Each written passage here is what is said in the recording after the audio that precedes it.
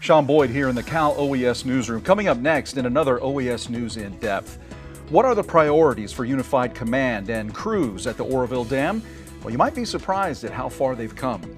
And we follow the flood fighters as they patrol levees along the San Joaquin River. You'll see how they drive a stake through the heart of problem spots. That's all coming up right now.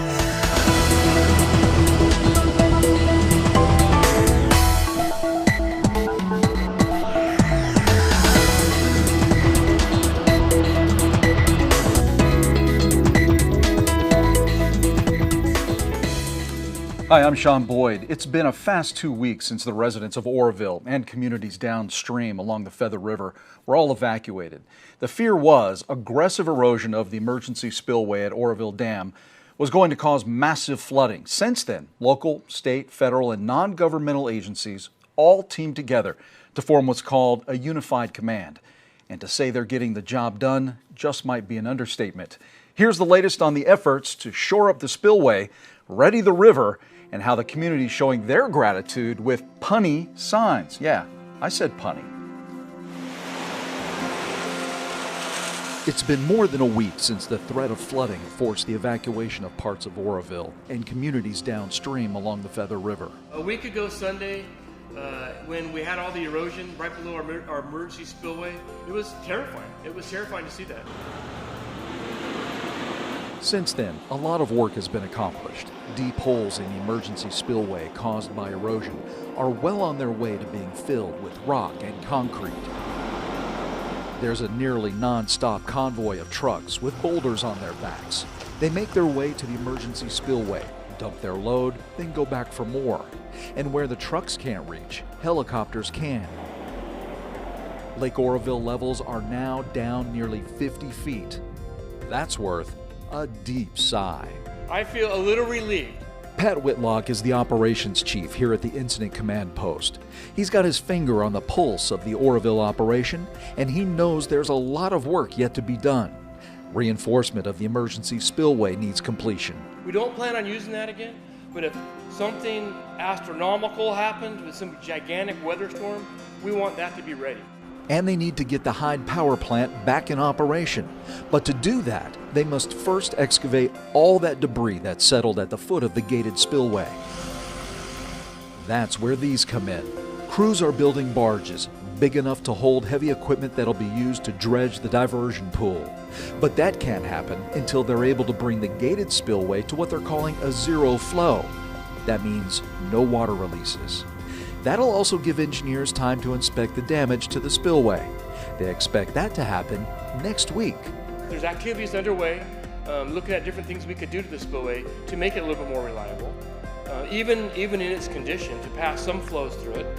So to give you some context and perspective, I'm here at the bottom of the dam, and what's going on behind the camera is where all of the action is taking place to get those barges and equipment ready for that all-important dredging operation.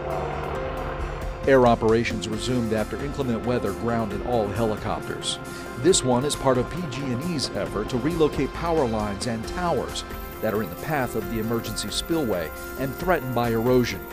PG&E crews have been working on these towers to disassemble them piece by piece so they can safely be carried away by helicopter. They're unbolting the pieces of the lattice steel tower bit by bit, and then once it's disconnected, the helicopter will take it away.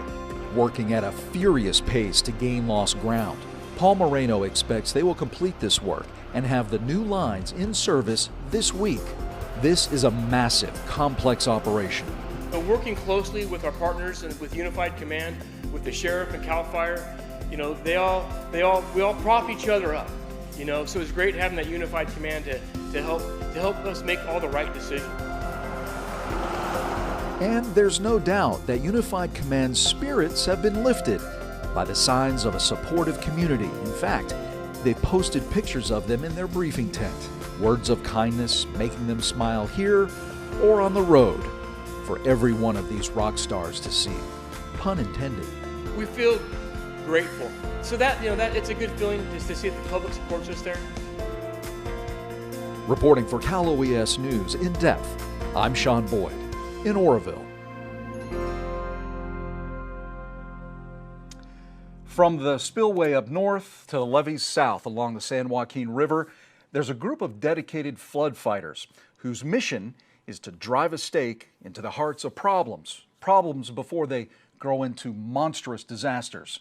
Cal OES photojournalist John Larimore caught up with them and tells their story in their own words.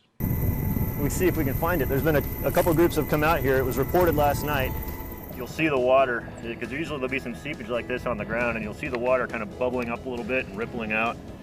I found one the other day that I heard it. I was standing on the crown and it got quiet for a moment and you could actually hear it gurgling. Oftentimes it'll be the material that's moving out will be a little bit different color than everything else. So they're kind of our eyes and ears on site, our strike team, so to speak. I call them our Marine Corps of the department in terms of flood response. And that's a problem, huh? These beavers and... Beavers especially, because they make big holes and they tend to go in and make a little den. We've activated the Flood Center for 24-hour operations now. So it's all about communication, coordination. So when we hear of an issue, then we provide and coordinate any type of resources that may be necessary on site. You could have what we call a boil on the land side, which is actually water passing through the levee. The response to that may be a sandbag ring around it to raise the elevation, ensure that no material is passing through with the water itself. But I never want to disregard anything offhand. I got to give a good look. All right. Well, that's it for this edition of Cal OES News In Depth. For the latest information on all storm-related response and recovery efforts, as well as other preparedness information and tips, be sure to check out caloes.ca.gov and oesnews.com. For OES News, I'm Sean Boyd.